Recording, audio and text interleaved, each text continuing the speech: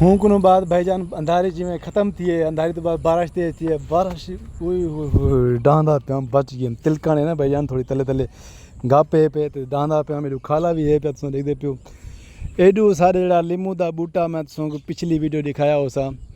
ठीक है तो तुम भी डिठे हो सो तो अज अंधारी इतनी है कि लीमू का पौधा भी ढह पे साडा नाल जी खजी तुम देखते पियो खजी का जरा छापा है वो भी डिठा पे उस तो बाद बे भी काफ़ी दरख्त जड़े ना आज ज़मीन तो पटे गए क्योंकि अंधारी इतनी तेज़ है बहुत ज़्यादा अंधारी पे भाईजान जिन्हें सारे चैनल को सब्सक्राइब नहीं मारे आज जो सारे चैनल नवे हमने पे जल्दी मारो सब्सक्राइब ते वाल करना मज़ेदार वीडियो शुरू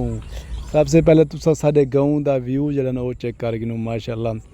ये शाम का टाइम है पे भाईजान 4 बजे बल्कि 5 बजे 40 मिनट थी गए 5 बजे 40 मिनट तुम मैं व्यू अपने गाँव का चेक करना पाया तुम सारे दसो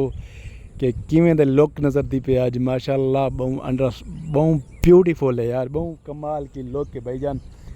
हूँ तो बात तुसा भी सारे कमेंट करते दसो कि यार केड़े इलाके में आज बारिश थी है और सबसे पहले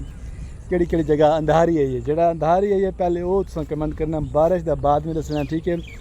पहले तुम दसना कि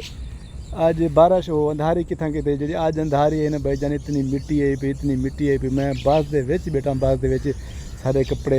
हर शहर जितने सवारियाँ बैठे हैं सारे दुधड़ी दूर थी गए क्योंकि भाईजान इतनी आज मिट्टी है हूँ तो बाद जी बारिश थी है वो भी साकू पुसा रही थे भाईजान तो तुम सारे कमेंट करके लाजमी दसना कि कितना बारिश थी और कितना अंधारी है ये तो मज़ेदार वल करना मेरे लेकिन कमेंट लाजमी करना।